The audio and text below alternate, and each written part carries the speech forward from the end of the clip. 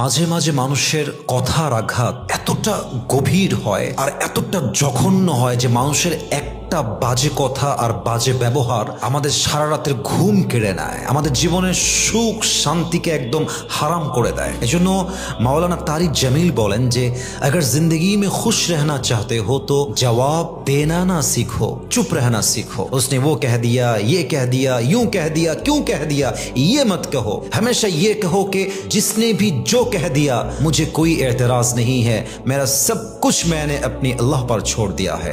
মানুষ যাই বলো আপনি চুপ থাকবেন, জবান বন্ধ, কান বন্ধ, অভিযোগ বন্ধ, আপনার সমস্ত কিছুকে আপনি ছাড়বেন আল্লাহর উপরে। আপনার মনের সুখ আপনাকে দান করবে একজন, বলেন সবাই তিনি কে?